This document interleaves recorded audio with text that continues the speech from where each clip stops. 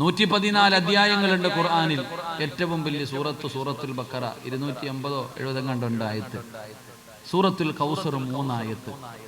ഏത് സൂറത്ത് ഓതണമെന്ന് നിങ്ങൾക്ക് തീരുമാനിക്കാം, പക്ഷെ ഖുർആൻ നോക്കി ഓതണം. ഇന്നു മുതൽ ഖുർആൻ നിങ്ങൾ കൈകൊണ്ട്, ഇനിയിപ്പോൾ സൂറത്ത് ഓതാൻ മടിയാണെങ്കിൽ ഒരു എളുപ്പ വഴി പറഞ്ഞു തരാം. ഞാനൊരു ആയത്ത് പറഞ്ഞു തരാം. അള്ളാഹുവിന്റെ വിശുദ്ധമായ ഖുർആനിലെ ഒരു ആയത്ത് പറഞ്ഞു തരാം. ഈ ആയത്ത് ഓതിയാ കിട്ടുന്ന പ്രതിഫലം നിനക്ക് സ്വർഗമുണ്ടെന്ന് ആദരവായ പ്രവാചകൻ നബി മുഹമ്മദ് മുസ്തഫ. ഒരായത്ത് ഓതിയ സ്വർഗത്തിൽ പോകാം. അള്ളാഹു ഓതാൻ ഭാഗ്യം തരുമാറാകട്ടെ. ഓതുവോ? ഇത്ര ശബ്ദമുള്ളില്ലേ? അള്ളാഹുവേ, ഈ മജ്ലിസിൽ ഇരുന്നു കൊണ്ട് ആരാണോ ഉറക്ക ഇൻഷാ അല്ലാഹ് പറയുന്നത് അവർക്കും മരിക്കുമ്പോൾ ഈ ഇൻഷാ അല്ലാഹ് പറയുന്ന ശബ്ദത്തിൽ ഷഹാദത്ത് കലിമ ഉറക്ക പറഞ്ഞു മരിക്കാൻ ഭാഗ്യം കൊടുക്കണേ അല്ലാഹ്. ഇനി പറ, ഓതുവോ? അൽഹംദുലില്ലാഹ്. ഇൻഷാ അല്ലാഹ് വെറും ഇൻഷാ അല്ലാഹ് അല്ലല്ലോ, ഇത് വാക്കാണ്. ഇത് ഓതിയാ കിട്ടുന്ന പ്രതിഫലം എന്താ? സ്വർഗം. സ്വർഗമല്ലാതെ നിനക്കൊരു പ്രതിഫലമില്ല. അല്ലാഹു ഈമാൻ നൽകുമാറാകട്ടെ. ഇൻഷാ അല്ലാഹ് ഓതൂല്ലേ? ഏതായത്ത്? ഖുർആനിൽ ആയത്തുൽ കുർസി എന്ന് പറയുന്ന ഒരു ആയത്തുണ്ട്. ഏതായത്ത്? ഒന്ന് ഓദിക്കേ. ബിസ്മില്ലാഹിർ റഹ്മാനിർ റഹീം.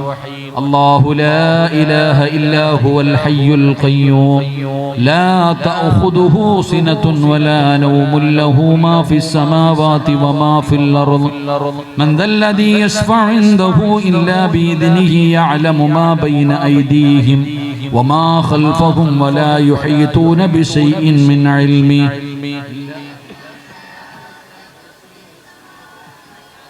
ولا حفظهما وهو العلي العظيم. അല്ലാഹു സ്വീകരിക്കുമാറാകട്ടെ. ഏതായത്ത്? ആയത്തുൽ കുർസി. നബി ഉമാമത്തൽ ബാഹിരി റളിയല്ലാഹു തആല അൻഹു ഖാല റസൂലുള്ളാഹി സ്വല്ലല്ലാഹു അലൈഹി വസല്ലം, നബി തങ്ങൾ പറയുകയാ, ആയത്തുൽ കുർസി ആരാണോ പാരായണം ചെയ്യുന്നത് അവന്റെയും സ്വർഗ്ഗത്തിന്റെയും ഇടയിൽ ഒരേ ഒരു മറ. ഈ ആയത്ത് ഓതുന്നവന്റെയും സ്വർഗത്തിന്റെയും ഇടയിൽ ഒരേ ഒരു മറ. സ്വർഗത്തിൽ പോകണമെങ്കിൽ മരിക്കണം. അല്ലാഹു ഈമാൻ നൽകുമാറാകട്ടെ. അപ്പൊ ഈ ആയത്ത് ഓതുക, മരിക്കുക, സ്വർഗത്തിൽ പോകുക. അല്ലാഹു ഭാഗ്യം തരുമാറാകട്ടെ. ഓതൂല്ലേ? എപ്പോഴാ ഓതണ്ടേ? ഈ ഉസ്താദ് കൊള്ളാടാ, ആദ്യമായിട്ടാ ഒരു വയല് കേൾക്കണത്. അപ്പൊ ഇനി നിസ്കരിക്കൊന്നും വേണ്ട, ഒറ്റ ആയത്തോതിയ സ്വർഗത്തിൽ പോകാമല്ലോ. ഞാൻ കൊള്ളാം അല്ലേ? നിന്നെ വിറ്റ കാശ് അള്ളാഹടുത്തുണ്ട്. അള്ളാഹ് ആരെന്നറിയ? അള്ളാഹിക്ക് നമ്മളെക്കാൾ ഏറ്റവും വലിയ തന്ത്രശാലി അള്ളയാണ്. ഇതെപ്പോഴാ ഓതണ്ടെന്നറിയോ? 5 വഖത്ത് നിസ്കരിച്ചിട്ട് നിസ്കാരപ്പായിലിരുന്ന് ഓതണം. ഓസിന് കയറി പോകാൻ പറ്റുമോ? നീ വിചാരിച്ചോ ഊട്ടിയാണെന്ന്? അള്ളാഹു ചോദിക്കുന്നു, ഓസിന് കയറി പോകാൻ പറ്റുന്ന സ്ഥലമല്ല സ്വർഗം. കഷ്ടപ്പാടുണ്ട്. അള്ളാഹു ഈ ആയത്ത് ഓതാൻ ഭാഗ്യം തരുമാറാകട്ടെ. ഇൻഷാ അല്ലാഹ് ഓതിക്കൂടെ? ഇത് ഓതിയാ കിട്ടുന്നൊരു പ്രയോജനം. ഉസ്താദെ, വീട്ടിലെന്തോ പ്രശ്നമുണ്ട് ഉസ്താദെ, ശൈത്താന്റെ ശർറ ഉസ്താദെ, കൂടോത്രവും മുട്ടയൊക്കെ കുടിച്ചിട്ടിരിക്കുക ഉസ്താദെ. എടാ, ശൈത്താൻ ഇറക്കണമെങ്കിൽ മന്ത്രവാദം ഒന്നും ചെയ്യണ്ട. നിങ്ങളുടെ വീടിനകത്ത് ഇറക്കി കൂടിയിരിക്കണ ശൈത്താനെ ഇറക്കി ഉടനെ മന്ത്രവാദം വേണോ? വേണ്ട, ഞാൻ പറഞ്ഞുതരാം. പൈസ ചിലവൊന്നുമില്ല, കൗൺസിലിംഗ് ഫീസൊന്നുമില്ല. ഞാൻ പറഞ്ഞു തരാം. ഇന്ന് നിങ്ങൾ വയല് കഴിഞ്ഞിട്ട് നിങ്ങളുടെ വീട്ടിൽ പോകണം. നിങ്ങളുടെ വീട്ടിലേക്ക് നിങ്ങൾ ചെന്നിട്ട് വീടിനകത്ത് കയറുമ്പോ ആയത്തുൽ കുർസി നിങ്ങൾ വീടിനകത്ത് വെച്ച് പാരായണം ചെയ്താൽ നിങ്ങളുടെ വീടിനകത്തിരിക്കുന്ന ശൈത്താൻ മക്കളെ വിളിച്ചിട്ട് പറയും, എടാ മക്കളെ, ഇനി ഇവിടെ ഇരിക്കാൻ പറ്റൂല, വേറെ വീട് വല്ലതും നോക്കാം. നിങ്ങൾ ആരെങ്കിലും ആയത്തുൽ കുർസി പാരായണം ചെയ്താൽ ഇബ്ലീസ് തന്നെ പറയും, ഈ വീട്ടിൽ ഇന്നിനി താമസിക്കാൻ പറ്റൂല, വേറെ ഏതെങ്കിലും വീട് നോക്കാൻ പറഞ്ഞുകൊണ്ട് ഇബ്ലീസ് ഇറങ്ങിപ്പോകുമെന്ന് നബിയുനാ റസൂലുള്ളാഹി. ശൈത്താൻ ഇറക്കി വിടാനുള്ള മരുന്ന് കിട്ടിയില്ലേ? ഇതാരാ പറഞ്ഞ? ഞാൻ പറഞ്ഞതല്ല. നബി സല്ലല്ലാഹു അലൈഹി മഹാനായ സയ്യിദുനാ അബൂ ഹുറൈറ റളിയല്ലാഹു തആല അൻഹുവിനെ രാത്രി കുറച്ച് സാധനത്തിന് കാവൽ നിൽക്കാൻ പറഞ്ഞു. അബൂ ഹുറൈറ തങ്ങൾ ഇങ്ങനെ രാത്രി കാവൽ നിൽക്കുമ്പോൾ ഒരുത്തൻ തലയിൽ തുണി ഇട്ടിട്ട് ചാക്കിനകത്ത് മൂട്ടിക്കുക. മഹാനായ അബൂ ഹുറൈറ തങ്ങൾ പിടിച്ചു, വാടാ, നബി തങ്ങളുടെ മുന്നിൽ കൊണ്ടുപോകുന്ന നിന്നെ മോഷ്ടിക്കുന്നു, കള്ളൻ, വാടാ. അബൂ ഹുറൈറ, എന്റെ കുടുംബം പട്ടിണിയാ, അവരുടെ ദാരിദ്ര്യം അതുകൊണ്ട് വന്നതാ, എന്നെ കൊണ്ടുപോകരുത്, ഇനി മേലാ ഞാൻ ചെയ്യില്ല. അബൂ ഹുറൈറ തങ്ങൾ വെറുതെ വിട്ടു. നീ മേലാ, നീ മോഷ്ടിക്കരുത്. രണ്ടാമത്തെ ദിവസം ഇവ വന്നു, അന്നും മോഷണമാ, അപ്പോഴും പിടിച്ചു. ഇപ്പൊ പറഞ്ഞു, എന്റെ മക്കളുടെ നിലവിളി കണ്ടിട്ട് വന്നതാ, ഇനി ഒരിക്കലും ഞാൻ ചെയ്യില്ല, എന്നെ വെറുതെ വിടണം. അന്നും വിട്ടു. മൂന്നിൻ്റെ അന്ന് വന്നു. അന്ന് അബൂ ഹുറൈറ തങ്ങൾ പൊക്കിയിട്ട് പറഞ്ഞു, ഇന്നൊരു പരിപാടി നടക്കൂല, നിന്നെ ഞാൻ കൊണ്ടുപോകും, നീ എന്തു പറഞ്ഞാലും ഞാൻ കേൾക്കില്ല, നബി തങ്ങളുടെ മുന്നിൽ കൊണ്ടുപോകും. അപ്പൊ ഈ ചങ്ങാതി പറഞ്ഞു, ഞാൻ നിനക്കൊരു ഇൽമു പറഞ്ഞു തരാം. അബൂ ഹുറൈറ തങ്ങളെന്ന് പറഞ്ഞാൽ ഇൽമിനോട് വലിയ മഹബത്തുള്ള സഹാബിയ. ഞാൻ നിനക്കൊരു അറിവ് പറഞ്ഞു തരാം, ഞാൻ ഖുർആനിൽ ഒരു ആയത്ത് പറഞ്ഞു തരാം. ഈ ആയത്ത് നീ പാരായണം ചെയ്താൽ ശൈത്താന്റെ ഷെറിൽ നിന്ന് രക്ഷപ്പെടും. അങ്ങനെ ഒരു അറിവ് പറഞ്ഞു കൊടുത്തു, വെറുതെ വിട്ടു. പിറ്റേ ദിവസം സുബഹി നിസ്കാരം കഴിഞ്ഞ് അബൂ ഹുറൈറ തങ്ങൾ ഇങ്ങനെ എഴുന്നേറ്റ് പോകുമ്പോ നബി തങ്ങൾ ചോദിച്ചു, അബൂ ഹുറൈറ, കള്ളനെ വെറുതെ വിട്ടില്ലേ? നബി തങ്ങളെ, ഞാൻ 2 ദിവസം അവനെ കൊണ്ടുവരാൻ തീരുമാനിച്ചപ്പോ അവൻ ഇങ്ങനെയൊക്കെ പറഞ്ഞു, പക്ഷെ 3-ാമത്തെ ദിവസം കൊണ്ടുവരാൻ തന്നെ തീരുമാനിച്ചതാ. പക്ഷെ ഓൻ എനിക്കൊരു ഇൽമു പറഞ്ഞു തന്നു, എനിക്കൊരു അറിവ് പറഞ്ഞു തന്നു, ഖുർആനിലെ ഒരു ആയത്ത് പറഞ്ഞു തന്നു, ആയത്തുൽ കുർസി എനിക്ക് പറഞ്ഞു തന്നു. അത് ഓതിക്കഴിഞ്ഞാൽ ശൈത്താന്റെ ഷെറ് മാറും, പൈശാചികമായിട്ടുള്ള ഉപദ്രവങ്ങൾ മാറും. എനിക്കവൻ ആയത്തുൽ കുർസി, എനിക്ക് ഖുർആനിലെ ഒരു ആയത്ത് പറഞ്ഞു തന്നു. നബിതങ്ങൾ ചോദിച്ചു, അവൻ ആരെന്നറിയോ? നിനക്ക് ഈ ആയത്ത് പറഞ്ഞു തന്നവൻ, അവൻ കള്ളനാണെങ്കിലും അവൻ പറഞ്ഞത് സത്യമാണെന്ന് നബിയിന റസൂലുള്ളാഹി. നബിതങ്ങൾ അങ്ങനെ പറഞ്ഞു ഹദീസിൽ, അവൻ കള്ളനാണെങ്കിലും അവൻ പറഞ്ഞ സത്യവാ. നിനക്കറിയോ? നിനക്കതാ പറഞ്ഞു തന്ന ആരാണെന്ന് അറിയില്ല നബിയെ, അത് സാക്ഷാൽ ഇബ്ലീസ് ആയിരുന്നു എന്ന് നബിയിന റസൂലുള്ളാഹി. അപ്പൊ ഓനെ പൂട്ടാനുള്ള പൂട്ട് ആര് തന്നെ പറഞ്ഞു തന്നു? അവൻ തന്നെ പറഞ്ഞിട്ടുണ്ട്. അപ്പൊ ഇന്ന് നിങ്ങൾ വീട്ടിൽ പോയിട്ട് ആയത്തിൽ കുറിച്ച് പാരായണം ചെയ്താൽ ഇബ്ലീസ് മക്കളെ വിളിച്ചിട്ട് പറയും, ജാവോ, പയക്കാം, ഇവിടെ പരിപാടിയൊന്നും ഇല്ല, പയക്കാം, ഇവിടെ ഒന്ന് നിൽക്കാൻ പറയും ഇബ്ലീസ്. ഇബ്ലീസ് പറയും, ഇന്നിവിടെ താമസിക്കാൻ പറ്റൂല, 1 മിനിറ്റ് നിൽക്ക്, കാലം വല്ലതും ഉണ്ടോ നോക്കാം, തിന്നാൻ വല്ലതും കിട്ടുമോന്ന് നോക്കാം. നീയും പെണ്ണും പിള്ളയും കൂടെ ബിസ്മി പറയാതെ കയറിയിരുന്ന് തിന്നാ ശൈത്താൻ പറയും, കൂടിക്കോടാ, തിന്നോളാൻ. ബിസ്മി പറയാതെ ഭക്ഷണം കഴിക്കുന്നുണ്ടെങ്കിൽ ഇബ്ലീസ് പറയും, ഇന്നിവിടെ തീറ്റിയുണ്ട്, ഉറക്കമില്ല, കൂടിക്കോ, എന്റെ പെണ്ണുമ്പിള്ളയുടെ മക്കളുടെ കൂടെ വാളിച്ചു വാരി അതും തിന്നും. പക്ഷേ ബിസ്മി പറഞ്ഞാൽ ഇബ്ലീസ് അപ്പ പറയും, ഇന്ന് കാനായുമില്ല, വീടുമില്ല, വേറെ വീട് നോക്കിക്കൊള്ളാൻ. അല്ലാഹു ഈമാൻ തരുമാറാകട്ടെ, അല്ലാഹു ഈമാൻ തരുമാറാകട്ടെ. അപ്പൊ ആയത്തിൽ കുർസി ഓതിയ 2-ാമത്തെ പതിവിൽ എന്താ? ശൈത്താന്റെ ഷർറിൽ നിന്ന് രക്ഷപ്പെടാം. അല്ലാഹു രക്ഷപ്പെടുത്തുമാറാകട്ടെ, അല്ലാഹു രക്ഷപ്പെടുത്തുമാറാകട്ടെ. അപ്പൊ ഇൻഷാ അല്ലാഹ് എന്ന് പറഞ്ഞാൽ പോരാ, ഇൻഷാ അല്ലാഹ് എന്ന് പറഞ്ഞാൽ അത് ചെയ്യുക തന്നെ വേണം. അല്ലാഹു ഭാഗ്യം തരുമാറാകട്ടെ. ഓതൂലേ? ഇൻഷാ അല്ലാഹ് ഒരൊറ്റ പ്രതിഫലം പറയാം. അല്ലാഹു തരുന്ന ഒരു പ്രതിഫലം പറഞ്ഞുകൊണ്ട് ഞാൻ നിർത്താൻ. ഞാൻ തുടക്കത്തിൽ ഓതിയ ആയത്ത്, യാ അയ്യുഹല്ലദീന ആമനുത്തഖുല്ലാഹ ഹഖ്ക തുഖാതി വലാ തമൂതുന്ന ഇല്ലാ വഅൻതും മുസ്ലിമൂൻ. അല്ലാഹ് പറയുകയാ, മരിക്കുകയാണെങ്കിൽ നീ മുസ്ലിമായിട്ടേ മരിക്കാവൂ. എവിടെ കടന്നു വേണമെങ്കിലും മരിച്ചോ, ഹൈവേയിലോ എവിടെ വേണമെങ്കിലും. നീ എവിടെ കടന്നാണ് മരിക്കുന്നതെങ്കിലും നീ ഷഹാദത്ത് കലിമ പറഞ്ഞിട്ട് വേണം മരിക്കാൻ. അള്ളാഹു ഭാഗ്യം തരുമാറാകട്ടെ. എവിടെ കടന്നു മരിച്ചാലും നീ മുസ്ലിമായിട്ട് വേണം മരിക്കാൻ. ചുമ്മാതെ മരിച്ചാ പോരാ. ഓസിന് കിട്ടുന്ന കാര്യമല്ല ഈമാനുള്ള മരണം. ഉസ്താദേ, എന്റെ വാപ്പ വെള്ളിയാഴ്ച രാവിലെ മരിച്ചത് എന്ന് പറഞ്ഞാ നിനക്കൊരു ചുക്കും കിട്ടത്തില്ല. അത് ആദ്യം നീ പഠിക്ക്. പറഞ്ഞുകൊണ്ട് നടക്കും. ഉസ്താദേ, എന്റെ ഉമ്മ സംസം വെള്ളം കുടിച്ചു, ഷഹാദത്ത് കലിമ ഉറക്കെ പറഞ്ഞു, എന്റെ മടിയിൽ കടന്നു മരിച്ചു. എന്റെ പൊന്നാമീന, നിനക്കൊന്നും കിട്ടത്തില്ല, നിന്റെ തള്ളയ്ക്ക് വല്ലതും കിട്ടും. ആദ്യം നീ അത് പഠിക്ക്. പറഞ്ഞുകൊണ്ട് നടന്നാ പോരാ, നീ മരിച്ചു കാണിക്കണോ. ഈമാനുള്ള മരണം വെറുതെ കിട്ടൂല. അങ്ങനെ വെറുതെ കിട്ടുമായിരുന്നെങ്കിൽ ഇബ്രാഹിം നബി അള്ളാഹുവിനോട് ദുആ ചെയ്യില്ലായിരുന്നു, റബ്ബേ മരിക്കുമ്പോ ഈമാനുള്ള മരണം എന്താണ്. യൂസുഫ് നബി, റബ്ബിഖദ് അതൈതനി മിനൽ മുൽക്ക് വഅല്ലംതനി തവഫനി മുസ്ലിമാ. യൂസുഫ് നബിക്ക് ഉറപ്പുണ്ടായിരുന്നെങ്കിൽ അങ്ങനെ ദുആ ചെയ്യുമായിരുന്നില്ല. മഹാനായ നബിയന റസൂലുള്ളാഹി സ്വല്ലല്ലാഹു അലൈഹി വസല്ലമ തങ്ങൾ രാത്രി സുജൂദിൽ കിടന്നിട്ട് യാ മുഖല്ലിബൽ ഖുലൂബ് സബ്ബിത് ഖൽബി അലാ ദീനിക എന്ന് മുത്തുനബി ദുആ ചെയ്യില്ലായിരുന്നു. അവർക്ക് പോലും ഉറപ്പില്ലായിരുന്നു. അവർക്ക് പോലും അവിടുന്ന് രണ്ട്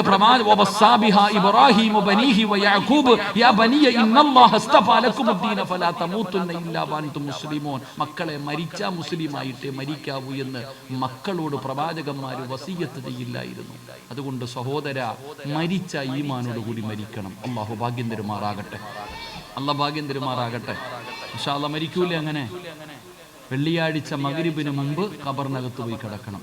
മരിച്ച വെള്ളിയാഴ്ച മരിക്കണം. അള്ളാഹു ഭാഗ്യം തരുമാറാകട്ടെ. അങ്ങനെ ഒരു മരണം വെറുതെ കിട്ടുവോ? വെറുതെ കിട്ടുവോ? അങ്ങനെ കട്ടം പിടി വലിച്ചടന്നാ കിട്ടുവോ? കിട്ടൂല. അത് വേണമെങ്കിൽ ഒരു വഴി ഞാൻ പറഞ്ഞു തരാം. എന്ത് ചെയ്താൽ മതി? ഖുർആനിനെ മുറുകെ പിടിച്ചാൽ മതി.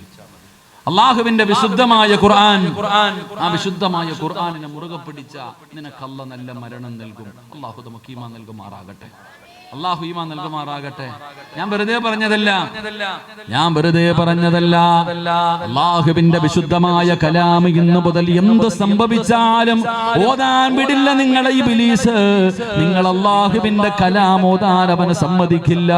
അങ്ങനെ ഓതിയാലും ഖുർആൻ തൊടാൻ അവൻ നിന്നെ അനുവദിക്കില്ല. അവനെ പരാജയപ്പെടുത്തടോ. പരിശുദ്ധമായ ഖുർആൻ എടുത്തിട്ട് ഒരായത്തല്ലേ ഞാൻ പറഞ്ഞത്. ഇനി ഓതാൻ പറ്റിയില്ലെങ്കിൽ ആ ഖുർആൻ ഒന്ന് തുറന്നു വെച്ച് നിനക്കൊന്ന് ചുംബിച്ചുകൂടെ? അതിനെ ഒന്ന് ബഹുമാനിച്ചുകൂടെ? നിങ്ങൾക്ക് അല്ലാഹു നല്ല മരണം തരും. ഇബ്ലീസിനെ സഹിക്കാൻ കഴിയാത്ത കാര്യമാണ്, വെറുതെ പറഞ്ഞതല്ല. അസ്റായീൽ എന്ന് പറയുന്ന മലക്കും തന്റെ അനുയായികളും ആകാശ ലോകത്ത് നിന്ന് ഇറങ്ങി വരുമല്ലോ. ഫകശഫിനാ അൻക ഗിത്വാഅക ഫബസറുക യൗമ ഹദീദ്. കണ്ണുകൊണ്ട് കാണുന്ന രംഗമുണ്ടല്ലോ. ആകാശ ലോകത്ത് നിന്ന് മലക്കുകൾ ഇറങ്ങി വരികയാണ്. പെങ്ങളെ, അല്ലാഹുവിന്റെ മലക്കുകൾ ഇറങ്ങി വന്ന് റൂഹ് പിടിക്കുന്ന രംഗം ഭയാനകമാ. എന്റെ പ്രിയപ്പെട്ട പെങ്ങള് പറയും, ഉസ്താദ് പ്രസവത്തിന് മരണവേദനയാ. പെണ്ണുങ്ങൾ പറയുന്ന ഒരു വാക്കാ പ്രസവത്തിന് മരണവേദനയാണെന്ന്. അല്ലാഹു ഈമാൻ നൽകുമാറാകട്ടെ. സത്യത്തിൽ പ്രസവത്തിന് മരണവേദന ഉണ്ടോ? ഉണ്ടോ? നമ്മളാരും പ്രസവിച്ചിട്ടില്ല. എങ്കിലും ഞാൻ പറയുന്നു, പ്രസവത്തിന് മരണവേദനയില്ല. അള്ളാഹു അവർക്ക് പ്രതിഫലം കൊടുക്കുമാറാകട്ടെ. പെണ്ണുങ്ങൾ പറയും, സിറാജ് ഉസ്താദിന് പ്രസവിക്കും, ഉമ്മാടുത്ത് പോയി ചോദിക്കാൻ ഇല്ലേ? എടോ, പ്രസവത്തിന് മരണവേദനയില്ല. കാരണം എന്തെന്നറിയോ? ഒരു പെണ്ണ് പ്രസവിക്കുമ്പോൾ എത്ര ഡോക്ടർ, ഒരു ഡോക്ടറും 3-4 നേഴ്സുമാരും ചുറ്റും നിൽക്കും. അല്ലെങ്കിൽ 5 നേഴ്സുമാർ വരെ നിൽക്കും, കയ്യും കാലും പിടിച്ചു കൊടുക്കാൻ. ഇത്രയല്ലേ ഉള്ളൂ. എന്നാൽ ഒരാളുടെ റൂഹ് പിടിക്കുമ്പോൾ പിടിക്കുന്ന മലക്കിന്റെ എണ്ണം 70 മുതൽ 70,000 വരെയാണ്. 70 മുതൽ 70,000 മലക്കുകൾ വരെ ഒരു മനുഷ്യന്റെ റൂഹ് പിടിക്കുമ്പോൾ അവന്റെ കയ്യും കാലും പിടിച്ചു വെക്കുമെന്നാണ്. അപ്പൊ നിങ്ങൾ ചിന്തിക്ക്, പ്രസവത്തിന് മരണവേദന ഉണ്ടോ? ഇല്ല. 70,000 മലക്കുകൾ ഒരാളുടെ കയ്യും കാലും പിടിച്ചു വെക്കണമെങ്കിൽ അതെന്ത് വേദനയായിരിക്കും? അപ്പൊ പ്രസവത്തിന് മരണവേദനയുടെ ഒരംശമേ ഉള്ളൂ. അല്ലാഹു ഈമാൻ തരുമാറാകട്ടെ. നരകത്തിന്റെ തീയുടെ 70-1 ദുനിയാവിലെ തീക്കുള്ളെന്ന് പറയണ പോലെ ഇത്രേ ഉള്ളൂ. അതുകൊണ്ട് ഞാൻ പറയുന്നു, ശൈത്താനിനോട് യുദ്ധം ചെയ്യും. നിങ്ങളൊക്കെ വാശിയല്ലാത്തിനും ഉസ്താദ് പറഞ്ഞാൽ അപ്പുറം എല്ലാവർക്കും വാശിയും വൈരാഗ്യവാ. പറഞ്ഞാൽ കേൾക്കത്തില്ല. ഒരു ചെറുപ്പം കണ്ടത്തെ സമയമുണ്ടോപ്പാ തേറി ഇരിക്കുവോ? അസർ നിസ്കാരം കഴിയുമ്പോൾ ഈ പള്ളിയുടെ മുമ്പിൽ ചില ഉപ്പാപ്പന്മാരിരിക്കത്തില്ലേ? ചില നല്ലവരും ഉണ്ട്, ചില ചവന്തിന്നികളും ഉണ്ട്, ഇറച്ചി തീറ്റി അല്ലേ? പള്ളിയുടെ മുമ്പിൽ ഇരുന്ന് ഇറച്ചി തിന്നുന്ന ചിലതുണ്ട്. അപ്പൊ ഇങ്ങനെ കുറച്ച് വാപ്പാമാരിങ്ങനെ പള്ളിയുടെ ഫ്രണ്ടിലിരിക്കുമ്പോൾ ഒരു ചെറുപ്പക്കാരൻ പള്ളിയുടെ മുമ്പിൽ നിന്ന് വീടി വലിക്കുന്നുണ്ട്. അപ്പൊ അത് ആരടാ അവൻ? അബൂബക്കറുടെ മോനാക്കോ? അവൻ എന്താണ് ഈ പ്രായമുള്ളവർ പറയാ, അത് ആരുടെ മോനാടാ പള്ളിയുടെ മുമ്പിൽ നിന്ന് പരസ്യമായിട്ട് വീടി വലിക്കണത്? അത് ഇന്നവന്റെ മോനാ. അപ്പൊ ഇവരിങ്ങനെ ഇവനെ കുറിച്ച് ചർച്ച ചെയ്യുന്നുണ്ട്. അപ്പൊ ഈ കുട്ടിയുടെ വാപ്പാനെ കണ്ടപ്പോ ഈ കൂട്ടത്തിലുള്ള ഒരാള് പറഞ്ഞു, എടാ നിന്റെ മോൻ പള്ളിയുടെ മുമ്പിൽ നിന്ന് ആ പ്രായമുള്ള അത്താമാരുടെ മുമ്പിൽ നിന്ന് വീടി വലിക്കുന്നു, നീ അവനെ ഒന്ന് ഉപദേശിക്കണം, മാറിയൊക്കെ നിന്നൊന്ന് വലിക്കാൻ, നീ വാപ്പയല്ലേ എന്ന് പറഞ്ഞിട്ട് ഈ കണ്ട ആള് ഈ കുട്ടിയുടെ വാപ്പാനോട് പറയുകയാ. അപ്പൊ വാപ്പ പറഞ്ഞ മറുപടി എന്തെന്നറിയോ? നീ അവനെ കാണുമ്പോ പറ, എൻ്റെ മുന്നിൽ ഇരുന്ന് വീടി വലിക്കില്ലേ, അവൻ സ്വന്തം തന്തയുടെ മുമ്പിൽ ഇരുന്ന് വലിക്കുന്നവന്. എടാ പൊന്നാര സിറാജൻ, നിന്നെക്കാളും കൊലകൊമ്പന്മാര് നോക്കിയിട്ട് ഞാൻ നന്നായിട്ടില്ല. ഇനി നീ അല്ലാഹു ഈമാൻ തരുമാറാകട്ടെ. എടാ ഞാൻ പറയുന്നത് നിങ്ങൾക്ക് വാശിയല്ല, എല്ലാവർക്കും വാശി വേണം. അല്ലാഹു നമുക്ക് ഈമാൻ തരുമാറാകട്ടെ. അല്ലാഹു നമുക്ക് നല്ല മരണം തരുമാറാകട്ടെ. ജീവിതത്തിൽ ഒരിക്കലേ ചിരിക്കാവൂ. ചുമ്മാതെ ചിരിച്ചുകൊണ്ട് നടക്കരുത്, ചുമ്മാതെ ചിരിച്ചുകൊണ്ട് നടക്കരുത്. ഇൻഷാ അല്ലാഹ് ചിരിക്കുന്നവർക്ക്, കരയാനാ പറഞ്ഞത്, കരയുന്നവർക്ക് പ്രതിഫലമുണ്ടെന്ന് നബിയുനാ റസൂലുള്ളാഹി. ഈ മാസം ഇവിടെ വയലില്ലേ ഇപ്പം എനിക്ക്? ഈ അടുത്തിവിടെ ഒരു സംഘാടകർ വന്നായിരുന്നു. എവിടെയാണ്? ഇവിടെ അടുത്ത് എനിക്ക് വയലുണ്ട്. കരഞ്ഞാൽ കിട്ടുന്ന പ്രതിഫലം അവിടെ വയല് പറയും. സ്ഥലം ഏതാണെന്ന് അറിയില്ല, എവിടെയെങ്കിലും കണ്ടാൽ വന്ന് കേട്ടാൽ മതി. അല്ലാഹു ഈമാൻ നൽകുമാറാകട്ടെ. ഇവിടെ ഞാൻ പറയുന്നത് ജീവിതത്തിൽ ഒരിക്കലേ ചിരിക്കാവൂ. അല്ലാഹു ചിരിക്കാൻ ഭാഗ്യം തരുമാറാകട്ടെ. എപ്പോഴാ ചിരിക്കേണ്ടത്? ജീവിതത്തിൽ ഒരിക്കലേ ചിരിക്കാവൂ, ചുമ്മാതെ ചിരിക്കരുത്. ജീവിതത്തിൽ ഒരിക്കലേ ചിരിക്കാവൂ. എപ്പോ? അന്തല്ലദീ വലദതു ഉമ്മുക ബാകിയാ വന്നാസു ഹൗലക യൽഹഖൂന സുറൂറാ വജ്ഹദ് ലിനഫ്സിക അൻ തകൂന ഇദാ ബകൂ ഫീ ഹാലി മൗതിക ലാഹികം മസ്റൂറാ. ജീവിതത്തിൽ ഒരിക്കലേ ചിരിക്കാവൂ. എപ്പോഴാണ് ചിരിക്കേണ്ടതെന്നറിയോ? എപ്പോഴാണ് ചിരിക്കേണ്ടതെന്നറിയോ? എന്റെ പ്രിയപ്പെട്ടവരെ, കവി എവിടെന്ന് പറഞ്ഞു തരികയാ. അല്ലാഹുവിന്റെ പരിശുദ്ധമായ ഖുർആൻ ഓതുമെന്ന് തീരുമാനിച്ചവർക്ക് റബ്ബ് തരുന്ന ഒന്നാമത്തെ പ്രതിഫലം നല്ല മരണമാണ്. നല്ല മരണമാണ് അല്ലാഹു നിങ്ങൾക്ക് തരുന്നത്. നിങ്ങളുടെ മയ്യത്ത് കാണുന്നവർ കൊതിക്കും. ബാപ്പാ, ഉമ്മമാരെ, നിന്റെയൊക്കെ മയ്യത്ത് കാണുന്ന ഈ നാട്ടിലെ പെണ്ണുങ്ങൾ കൊതിക്കും. പടച്ചവര്, എനിക്കും ഇങ്ങനെ ഒരു മരണം തരണേ തമ്പുരാന്, എനിക്കും ഇങ്ങനെ ഒരു മരണം തരണേ തമ്പുരാന്. മയ്യത്ത് കണ്ടിട്ട് ഇറങ്ങി പോകുന്നവർ പറയും, മരിച്ചാൽ ഇതുപോലെ മരിക്കണം, മരിച്ചാൽ ഇതുപോലെ മരിക്കണം. അതിനാടോ മരണമെന്ന് പറയുന്നത്, അതിനാണ് മനോഹരമായ മരണമെന്ന് പറയുന്നത്. എന്റെ പ്രിയപ്പെട്ടവരെ, ഒന്നാമത്തെ പ്രതിഫലം നല്ല മരണമാ. രണ്ട്, പുറക്കാട് പള്ളിയിൽ നിന്ന് മയ്യത്ത് കെട്ടിൽ വന്നോ, നിന്റെ വീടിന്റെ മുന്നിൽ കൊണ്ടുവെക്കുമല്ലോ, എല്ലാവരും നിന്നെ കുളിപ്പിക്കുമല്ലോ. ചെറിയ ചൂടുള്ള സുഗന്ധമിട്ട വെള്ളത്തിന്റെ അകത്ത് കുളിപ്പിച്ചിട്ട് നിന്റെ ജനാസ നിന്നതുപോലെ തുടച്ചു ഒന്ന് പിടിപ്പിച്ചു നിന്നെ തുണിയിൽ പൊതിഞ്ഞിട്ട് വീടിനകത്ത് ഒരുക്കി വെച്ചിരിക്കുന്ന 3 കഷ്ടം വെള്ള തുണിയുടെ മുകളിൽ കൊണ്ടുവന്ന് മലത്തിക്കിടത്തുമല്ലോ. അല്ലാഹുവേ, സുഗന്ധം തേച്ച പഞ്ഞിയെടുത്തിട്ട് മൂക്കിന്റെ ദ്വാരം പഞ്ഞി കൊണ്ടടയ്ക്കുന്നേ. കാണേണ്ടവർ കണ്ടോ, ഇതാ പൊതിയുന്നേ. മയ്യത്തുകട്ടിൽ തോളിലേക്കുയരുന്നേ. പുരയ്ക്കുള്ളിലപ്പോൾ രോദനം ഉയരുന്നേ. അരുമക്കിടാങ്ങൾ വാപ്പയെ വിളിക്കുന്നേ. അതിനുത്തരം നൽകാതെ നീ കിടക്കുന്നേ. മൂക്കിന്റെ ധാരത്തു പഞ്ഞി വെക്കുകയാ. കാണേണ്ടവരൊക്കെ കണ്ടോ, പൊതിയാൻ പോകുകയാണ്. കല്യാണ വീട്ടിലെ പോലെ വല്ലാത്ത തിരക്കാ. അതാ തിരക്ക് കൂടിയപ്പോ നിന്റെ കുടുംബക്കാര് തന്നെ പറഞ്ഞു, കണ്ടതൊക്കെ മതി പൊതിയാറ്. പടച്ചവനെ, മയ്യത്ത് കട്ടില് വീടിന്റെ മുന്നിൽ കൊണ്ടുവച്ചു. ജനാസ എടുത്തു വെക്കുമല്ലോ. ആരാടാ ചെറുപ്പക്കാരാ?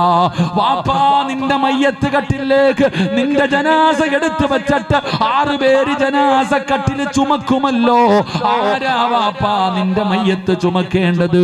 കള്ള് കുടിക്കുന്നവനാണോ? വ്യഭിചരിക്കുന്നവനാണോ? ഹറാമ് തിന്നുന്നവനാണോ? പലിശ കച്ചവടം നടത്തുന്നവനാണോ? നിസ്കരിക്കാത്തവനാണോ? അല്ലാഹുവിനെ ധിക്കരിച്ച് നടക്കുന്നവനാണോ? യവനാ നിന്റെ മയ്യത്ത് ചുമക്കേണ്ടത്? അല്ലാഹുവിനെ ഇഷ്ടമില്ലാത്തവനെ കൊണ്ട് നിന്റെ മയ്യത്ത് തൊടുക പോലും ചെയ്യിപ്പിക്കരുത്. എന്റെ പ്രിയപ്പെട്ടവരെ, ആരാ ചുമക്കുന്നതെന്നറിയുവോ? ഈ രാത്രി മക്കാമിന്റെ മുന്നിലിരുന്നു കൊണ്ട് മരിക്കുന്ന കാലം വരെ ഖുർആൻ ഓതുമെന്ന് തീരുമാനിച്ചവര്, അല്ലാഹുവിന്റെ കലാം ഓതുമെന്ന് തീരുമാനിച്ച പെങ്ങള്, നിനക്ക് കള്ളുകുടിയന്മാര് വേണ്ട, വ്യഭിചരിച്ച് നടക്കുന്നവന്മാര് വേണ്ട. പിന്നാര് വരുമെന്നറിയോ? ആകാശത്ത് നിന്ന് ലാ യഅസൂനല്ലാഹ മാ അമറഹും വയഫഅലൂന മാ യുമറൂൻ. അല്ലാഹുവിന്റെ കൽപ്പനകൾ മാത്രം അനുസരിക്കുന്ന, ജനിച്ച കാലം മുതൽ മരിക്കുന്ന കാലം വരെ പാപം ചെയ്യാത്ത, പാപം പറയാത്ത, പാപം കാണാത്ത അല്ലാഹുവിന്റെ 70,000 മലക്കുകളുണ്ടല്ലോ, നിന്റെ വീട്ടിലേക്ക് ഇറങ്ങി വരികയാ, നിന്റെ വീട്ടിലേക്ക് ഇറങ്ങി വരികയാ. പടച്ചവനെ എന്തിനെന്നറിയോ? നിന്റെ ജനാസ ചുമക്കാ, നിന്റെ മയ്യത്ത് ചുമക്കാ. അല്ലാഹുവിന്റെ മലക്കുകളുടെ അകമ്പടിയോട് പടച്ചവരെ ഇന്ത്യയുടെ പ്രധാനമന്ത്രി വരില്ലടോ, സൗദി അറേബ്യയുടെ ഭരണാധികാരി വരില്ല. ആകാശ ലോകത്ത് നിന്ന് അല്ലാഹുവിന്റെ മലക്കുകൾ വന്നിട്ട് നിന്റെ മയ്യത്ത് കൊണ്ടുപോകുമല്ലോ. ഇതിനെക്കാലം ഒരു പ്രതിഫലം ഏതു മനുഷ്യനാണോ ലഭിക്കുന്നത്? ഇതിനെക്കാലം എന്ത് പ്രതിഫലമാണ്? സിറാജ് വെറുതെ പറഞ്ഞതല്ല. മഹാനായ ആദരവായ പ്രവാചകൻ നബി മുഹമ്മദ് മുസ്തഫ സല്ലല്ലാഹു അലൈഹി വസല്ലമ തങ്ങളുടെ സ്വഹാബിയാണ് സഅദ് റളിയല്ലാഹു തആല അൻഹു. 30ാമത്തെ വയസ്സിൽ മുസ്ലിമായി, 36ാമത്തെ വയസ്സിൽ വഫാത്തായി. നിന്നെ പോലെ 40ഉം 50ഉം 60ഉം കൊല്ലമൊന്നും മുസ്ലിമായി ജീവിച്ചില്ല. 6 കൊല്ലമേ ജീവിച്ചുള്ളൂ, 6 വർഷമേ ജീവിച്ചുള്ളൂ. ജീവിച്ചതിന് അർത്ഥമുണ്ടായിരുന്നടാ ചെറുപ്പക്കാരാ. 6 കൊല്ലം ജീവിച്ച ചെറുപ്പക്കാരൻ മരിച്ചപ്പോ അല്ലാഹുവിന്റെ അർശ് കുലുങ്ങി മോനെ. ഒരു 36 വയസ്സുള്ള ഒരു ചെറുപ്പക്കാരൻ മഹാനായ സഅദ് റളിയല്ലാഹു തആല അൻഹു അവിടുന്ന് മരണപ്പെട്ടപ്പോ ഈ പ്രപഞ്ചം മുഴുവൻ വടക്കി ഭരിക്കുന്ന രാജാതിരാജനായ മലിക്കുൽ ജബ്ബാറായ സർവാധിനാഥനായ സർവാധിപരനായ ലോകത്തിന്റെ അധിപനായ പടച്ച റബ്ബിന്റെ സിംഹാസനം പോലും അവിടുന്ന് കുലുങ്ങിയെങ്കിലോ ആരാടാ സഅദ് റളിയല്ലാഹു തആല അൻഹു വാരാ. മയ്യത്ത് കണ്ടവർ മുഴുവനും കൊതിക്കുകയാണ്. എന്തൊരു ചിരിയാ സഅദ്, എന്തൊരു പ്രകാശമാ സഅദ്, എന്തൊരു മരണമാ സഅദ്. നീ ഉറങ്ങുകയാണോ സഅദ്? മയ്യത്ത് കണ്ടവർ മുഴുവനും അത്ഭുതത്തോടെ ചോദിക്കുകയാ, അല്ലാഹുവേ സഅദ് റളിയല്ലാഹു തആല അൻഹുവിന് അല്ലാഹു ഒരു നല്ല മരണം കൊടുക്കുകയാണ്. അവിടുത്തെ ജനാസയുണ്ടല്ലോ, സഅദ് റളിയല്ലാഹു തആല അൻഹുവിന്റെ ജനാസ അവിടുന്ന് ചുമന്നുകൊണ്ട് പോകുമ്പോ സ്വഹാബികൾ പറയുകയാ, ഭാരമില്ല, മയ്യത്തിന് ഭാരമില്ല. സ്വഹാബികൾ ജനാസ ചുമന്നുകൊണ്ട് പോകുന്നവര് പറയുകയാണ്, മയ്യത്തിന് ഭാരമില്ലല്ലോ. സഹാബികൾ നോക്കുമ്പോ അല്ലാഹുവിന്റെ പ്രവാചകന് തള്ളവിരൽ കുത്തികെട്ട് നടക്കുകയാണ്. സ്ഥലമില്ലാത്തതുപോലെ റസൂലുള്ളാഹി തങ്ങൾക്ക് നടക്കാ സ്ഥലമില്ല. തള്ളവിരൽ കുത്തികെട്ട് ലോകത്തിന്റെ നേതാവ് നടക്കുകയാ. സഹാബത്ത് ചോദിക്കുന്നു, നബിയേ യാ റസൂലല്ലാഹ്, മയ്യത്തിന് ഭാരമില്ലല്ലോ നബിയേ, അങ്ങ് തള്ളവിരൽ കുത്തികെട്ട് നടന്നല്ലോ, അങ്ങ് തള്ളവിരൽ കുത്തികെട്ട് നടക്കുന്നല്ലോ. എന്തു പറ്റി നബിയേ? യാ സ്വഹാബാ, എനിക്ക് സ്ഥലമില്ല സ്വഹാബാ, തിരക്കായിരുന്നു സ്വഹാബാ. കാരണമെന്തെന്നറിയോ? ആകാശ ലോകത്ത് നിന്ന് അല്ലാഹുവിന്റെ മലക്കുകൾ ഇറങ്ങി വന്നു സ്വഹാബാ. അല്ലാഹുവിന്റെ മലക്കുകൾ ഇറങ്ങി വന്നത് കാരണം എനിക്ക് നടക്കാ സ്ഥലം കിട്ടിയില്ല. എന്റെ കാലിന്റെ വിരൽ കുത്തുന്ന സ്ഥലമേ എനിക്ക് കിട്ടിയുള്ളൂ. ചെറുപ്പക്കാരാ മോനെ, ഇതല്ലേടാ മരണമെന്ന് പറഞ്ഞാൽ? ഇതിനാണ് മോനെ മരണമെന്ന് പറയുന്നത്, ഇതിനാടാ നല്ല മരണമെന്ന് പറയുന്നത്. നിനക്ക് ചരിത്രം അറിയുമോ? സഅദ് റളിയല്ലാഹു തആല അൻഹുവിന്റെ ചരിത്രം എടുത്തു നോക്ക്. ഖബർ കുഴിക്കുന്ന മനുഷ്യൻ നോക്കുമ്പോ മണ്ണിന് വല്ലാത്ത സുഗന്ധമാ,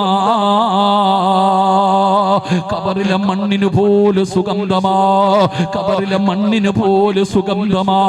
പടച്ചവരെ, ഖബറിന്റെ പണി കഴിഞ്ഞപ്പോ അവസാന ഖബർ വൃത്തിയാകുകയാണ്. ഒരു പിടി മണ്ണ് വാരി സുഗന്ധമടിക്കുന്നത് കണ്ടപ്പോ ആരും കാണാതെ ഒരു പിടി മണ്ണ് വാരി തന്റെ മടിയിൽ വെക്കുകയാണ്. പടച്ചവനെ ഖബറടക്കി തന്റെ വീട്ടിലേക്ക് കടന്നു ചെന്നപ്പോ കസ്തൂരിയെ പോലെ പോലെ വല്ലാത്ത വാസനയാ. സഅദ് റളിയല്ലാഹു തആല അൻഹുവിന്റെ ഖബറിനകത്തിന് മണ്ണുണ്ടല്ലോ, വല്ലാത്ത സുഗന്ധമടിക്കുകയാണ്. അവസാനമാ ഖബർ കുടിച്ച മനുഷ്യനുണ്ടല്ലോ, സഅദ് റളിയല്ലാഹു തആല അൻഹുവിനെ സ്വപ്നം കണ്ടപ്പോ അവിടുന്ന് ചോദിച്ചു, സഅദേ എങ്ങനെ കിട്ടി സഅദേ? നീ മരിച്ചപ്പോ അല്ലാഹുവിന്റെ അർശ് കുലുങ്ങിയല്ലോ, നിന്റെ മുഖത്ത് വല്ലാത്ത പ്രകാശമായിരുന്നല്ലോ, നിന്റെ ചുണ്ടിൽ വല്ലാത്ത പുഞ്ചിരിയായിരുന്നല്ലോ, മലക്കുകൾ പോലും ഇറങ്ങി വന്നല്ലോ, മയ്യത്തിന് ഭാരമില്ലായിരുന്നല്ലോ, ഖബറിലെ മണ്ണിന് പോലെ സുഗന്ധമായിരുന്നല്ലോ. എങ്ങനെയാ സഅദ്, എന്ത് നന്മ ചെയ്തതിന്റെ പേരിലാ? എനിക്കൊന്ന് പറഞ്ഞു തരുമോ?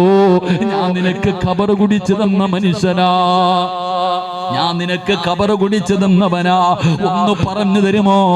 സഅദ് റളിയല്ലാഹു തആല അൻഹു പറഞ്ഞതെന്തെന്നറിയോ? ഞാൻ ഓതിയ പരിശുദ്ധമായ ഖുർആൻ, ഞാൻ പിടിച്ച സുന്നത്ത് നോമ്പ്, ഇതിന് പകരം അല്ലാഹു എനിക്ക് തന്ന പ്രതിഫലമാ. ചരിത്രം പറയുമ്പോ അല്ലാഹുവിന്റെ ഖുർആനിനെ ഹൃദയത്തിലേക്ക് ചേർത്ത് പിടിക്കുമെന്ന് തീരുമാനിച്ചവര്, നിനക്കിതിനെക്കാളും നല്ല ഒരു പ്രതിഫലമില്ലടാ. ഖുർആനിനെ ചേർത്ത് വെക്ക്.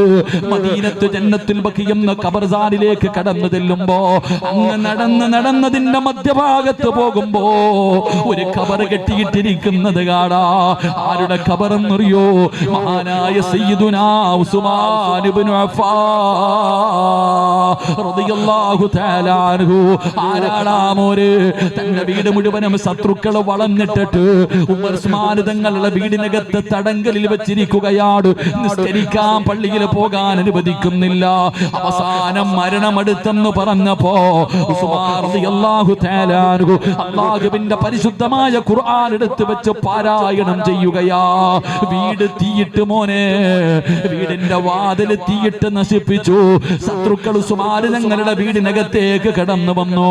ഉസ്മാൻ തങ്ങളുടെ കയ്യിലേക്ക് അവിടുന്ന് വെട്ടുകയാണ്. അവിടുത്തെ കഴുത്തിലേക്ക് വെട്ടുമ്പോ ഉസ്മാൻ തങ്ങളുടെ കൈ കൊണ്ട് തടയുകയാ. മഹാനവറുകളുടെ കൈ അവിടുന്ന് വെട്ടിമുറിച്ചു. രണ്ടാമത് വെട്ടാൻ പോകുമ്പോ ഉസ്മാൻ തങ്ങളുടെ പ്രിയപ്പെട്ട ഭാര്യ ഓടി വന്നിട്ട് തടയുകയാ. മഹദിയുടെ രണ്ട് കൈയും വെട്ടിമുറിച്ച് താഴെയിട്ടു. മഹദി മരണത്തോട് മല്ലടിക്കുകയാ. ഉസ്മാൻ തങ്ങൾ എന്ത് ചെയ്യുകയാണെന്നറിയോ? അല്ലാഹുവിന്റെ ഖുർആൻ പാരായണം ചെയ്യുകയാ.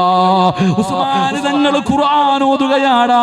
മഹാനവറുകളുടെ താടിയിൽ പിടിച്ചിട്ട് ഉസ്മാൻ തങ്ങളുടെ ശരീരത്തിലേക്ക് ശത്രുക്കൾ വാളുകൊണ്ട് വെട്ടി നുറുക്കുമ്പോ ഉസ്മാൻ തങ്ങൾ അപ്പോഴും ഖുർആൻ താഴെ വെച്ചില്ല. അള്ളാന്റെ ഖുർആൻ താഴെ ഇട്ടില്ലടാ ചെറുപ്പക്കാരാ. ആ ഖുർആൻ ഇങ്ങനെ മുറുകെ പിടിച്ചു. ശത്രുക്കൾ ഉസ്മാൻ തങ്ങളെ വെട്ടുമ്പോ ഉസ്മാൻ തങ്ങൾ ഖുർആനിലേക്ക് നോക്കുകയാണ്. രക്തം ഇങ്ങനെ വീഴുന്നുണ്ട്, ശരീരത്തിൽ നിന്ന് രക്തം ഇങ്ങനെ വീഴുന്നുണ്ട്.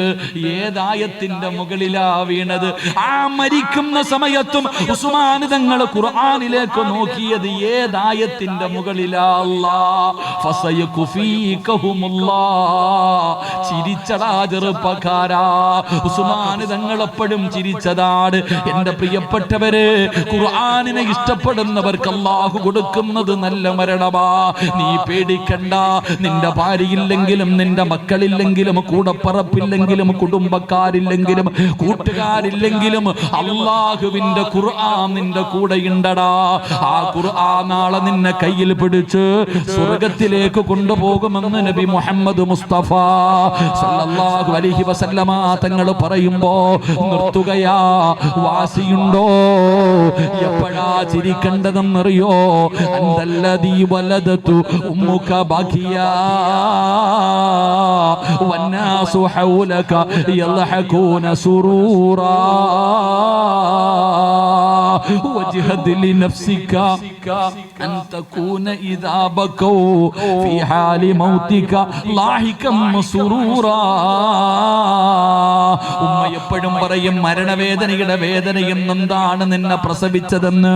ഉമ്മ പറയുന്നത് സത്യമാണ്, ഉമ്മ പറയുന്നത് സത്യമാണ്. എങ്കിലും 9.5 മാസക്കാലം ഗർഭം ചുമന്ന് മരണവേദനയുടെ വേദനയുന്നുണ്ട്. നിന്റെ പൊന്നു മകനെ നീ പ്രസവിച്ചു, നീ ഒരുപാട് കരഞ്ഞവളാ, ഒരുപാട് വേദനിച്ചവളാ. പക്ഷേ നീ പ്രസവിച്ച കുഞ്ഞിനെ ആദ്യമായിട്ട് നിന്റെ മുന്നിലേക്ക് കൊണ്ടുവന്നിട്ട് ഇതാണ് നിന്റെ മോനെന്ന് കാണിച്ചപ്പോ നീ ചിരിച്ചില്ലേ ഉമ്മ? ഏതു പെണ്ണും ചിരിച്ചു. തന്റെ കുഞ്ഞിനെ കണ്ടപ്പോ ഉമ്മ ചിരിച്ചു. ഓപ്പറേഷൻ തിയേറ്ററിന്റെ വെളിയിൽ നടക്കുകയാണ് പിതാവ്, കണ്ണ് നിറയുന്നുണ്ട്, വലിയ ടെൻഷനാണ്. അപ്പോഴാണ് കൊണ്ടുവന്ന് കാണിച്ചത് നിന്റെ മോളിതാട്. വാപ്പയും ചിരിക്കുകയാ, നമ്മളെ കണ്ടവര് മുഴുവനും നമ്മളെ മുഖത്ത് നോക്കി ചിരിക്കുകയാ. പക്ഷേ ആ സമയത്ത് നമ്മൾ കരയുകയായിരുന്നു. നമ്മൾ കരഞ്ഞപ്പോ ഉമ്മ ചിരിച്ചു, വാപ്പ ചിരിച്ചു, കൂടപ്പറപ്പ് ചിരിച്ചു. എന്തിനാ ഇബ്ലീസ് പോലും നമ്മളെ നോവിച്ചിട്ട് കരയിപ്പിക്കുകയാ? നമ്മൾ കരയുന്നത് കണ്ടിട്ട് ഇബ്ലീസ് പോലും ചിരിച്ചല്ലോ. അതുകൊണ്ട് കവി പറയുകയാ, വധ്യതാ പ്രതികാരം ചെയ്യ്. എടാ നിനക്ക് വാശിയുണ്ടെങ്കിൽ നീ കരഞ്ഞ സമയത്ത് ചിരിച്ചവരോട് പ്രതികാരം ചെയ്യ്. ഉമ്മാനെ തല്ലിയിട്ടല്ല, ഉപ്പാനെ വൃദ്ധസദനത്തിലാക്കിയിട്ടല്ല, കൂടപ്പറപ്പുകളെ അടിച്ചിറക്കിയിട്ടല്ല. എങ്ങനെയാണ് പ്രതികാരം ചെയ്യേണ്ടത്? കവി പറയുകയാ, പുറക്കാട് പള്ളിയുടെ മിനാരത്തിൽ ഒരു ദിവസം പറയുമല്ലോ, ഇന്നാ ലില്ലാഹി വ ഇന്നാ ഇലൈഹി റാജിഊൻ. നമ്മൾ മരിച്ചുപോയെന്ന് വിളിച്ചു പറയുമല്ലോ. എപ്പോഴാണ് സിറാജ് ചിരിക്കേണ്ടതെന്നറിയോ? സിറാജ് ജീവിതത്തിൽ ഒരിക്കലേ ചിരിക്കാവൂ. എപ്പോഴാണ് ചിരിക്കേണ്ടതെന്നറിയോ? 3 കഷ്ടം വെള്ള തുണിയിൽ പൊതിഞ്ഞിട്ട് എന്റെ വീടിന്റെ അകത്ത് എന്റെ ജനാസ പുതച്ച് കടത്തുമല്ലോ. നമ്മളെ ഓരോരുത്തരെയും കൊണ്ടുപോയി കടത്തുമല്ലോ. ആ റൂമിന്റെ മൂലയില് നമ്മുടെ വാപ്പ തളർന്നിരിക്കുമല്ലോ. കരഞ്ഞ് കരഞ്ഞ് കലങ്ങിയ കണ്ണുമായി മിണ്ടാതെ നമ്മുടെ പിതാവ് ഒരു സൈഡിലിരിക്കുന്നുണ്ട്. നമ്മുടെ കൂടപ്പറപ്പുകൾ മുഴുവനും റൂമിനകത്ത് കിടന്ന് നിലവിളിക്കുകയാ. നമ്മുടെ ഭാര്യ കരയുന്നുണ്ട്, നമ്മുടെ മക്കള് കരയുന്നുണ്ട്, കാണാൻ വരുന്നവര് മുഴുവനും കരയുന്നുണ്ട്. അവസാനം അല്ലാഹുവേ, മയ്യത്ത് പുതിയ സമയമാകുമ്പോ വിളിച്ചു പറയുമല്ലോ, ഉമ്മാനെ ഒന്ന് കൊണ്ടുവരാൻ, അവസാനമായിട്ടൊന്ന് കാണാൻ, അവസാനമായിട്ടൊന്ന് കാണാൻ ഉമ്മയെ കൊണ്ടുവരാൻ പറയുമല്ലോ. എന്റെ പ്രിയപ്പെട്ടവരെ, നമ്മുടെ ഉമ്മ നമ്മുടെ മുറ്റം നമ്മുടെ മുമ്പിലേക്ക് വന്നു. നമ്മുടെ മുഖത്തിട്ടിരിക്കുന്ന വെള്ളത്തുണി ഉയർത്തുമ്പോ ഉമ്മാനോട് ചോദിക്കണം, ഉമ്മാ വന്നാസു ഹൗലക യദ്ഹകൂന സുറൂറാ വജ്ഹദ് ലിനഫ്സിക അൻ തകൂന ഇദാ ബകൂ ഫീ ഹാലി മൗതിക ലാഹികം മസ്റൂറാ. ഉമ്മാനോട് ചോദിക്കണം. ഉമ്മ നെഞ്ചുപൊട്ടി കരയുന്നുണ്ട്, വാപ്പ കരയുന്നുണ്ട്, കൂടപ്പറപ്പ് കരയുന്നുണ്ട്, ഒരു വീട് മുഴുവനും നിലവിളിയാണ്. എല്ലാവരും കരയുമ്പോ ക്ഷമ വിട്ട ഉമ്മയും പൊന്നുമകനെ എന്നെ കൈവിട്ടു പോന്നോ കാണലെന്നാ പൊന്നെ. ഉമ്മ നെഞ്ചുപൊട്ടിയിട്ട് കരയുന്ന സമയം വെള്ളത്തുണിയുടെ അടിയിൽ കിടന്നിട്ട് ചോദിക്കണം, ഉമ്മ ഞാൻ കരഞ്ഞപ്പോ നിങ്ങൾ ചിരിച്ചു, ഞാൻ കരഞ്ഞപ്പോ നിങ്ങൾ ചിരിച്ചു, ഇന്ന് നിങ്ങൾ എല്ലാരും കരയുമ്പോ എന്റെ മുഖത്തേക്കൊന്നു നോക്കുമ്മ. മയ്യത്ത് കാണാൻ വരുന്നവൻ പുറക്കാടുകാരെ, ജീവിച്ചിരിക്കുന്ന കാലത്ത് നിന്നെക്കുറിച്ച് നല്ലത് പറഞ്ഞിട്ട് കാര്യമില്ല, നിന്നെക്കുറിച്ച് മോശമായത് മാത്രം പറഞ്ഞുകൊണ്ട് നടക്കുന്നവരുണ്ട്. എടാ, ധൈര്യമുണ്ടെങ്കിൽ മയ്യത്ത് കണ്ടിട്ടിറങ്ങി പോകുമ്പോ ഇന്ന് വരെ നിന്നെ കുറ്റം പറഞ്ഞവൻ പറയണം, മരിച്ചാൽ ഇങ്ങനെ മരിക്കണം, മരിച്ചാൽ ഇതുപോലെ മരിക്കണം.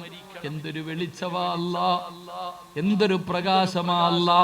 നിന്റെ ഭാര്യ എപ്പോഴും പറയും നിനക്ക് സൗന്ദര്യമില്ലെന്ന്, നിങ്ങൾ എനിക്ക് ചേർന്നവനല്ല, എന്നെക്കാളും ഗ്ലാമർ നിങ്ങൾക്ക് കുറവാണെന്ന് എപ്പോഴും ഭാര്യ പറയുമല്ലോ. എന്നാ മരിച്ചു കിടക്കുന്ന നിന്റെ മുഖത്ത് നോക്കിയിട്ട് ആ പെണ്ണും മരിക്കുന്ന കാലം വരെ പറയണം, എന്റെ ഭർത്താവിന്റെ മുഖത്ത് കണ്ട പ്രകാശമുണ്ടല്ലോ, എൻ്റെ ഇക്ക മരിച്ചു കിടന്നപ്പോൾ വല്ലാത്ത ഗ്ലാമറായിരുന്നു എന്ന് നിന്റെ ഭാര്യ മരിക്കുന്ന കാലം വരെ പറയണം. അങ്ങനെ പറയിപ്പിക്കണം. അള്ളാഹു അങ്ങനെയുള്ള മരണം നൽകുമാറാകട്ടെ.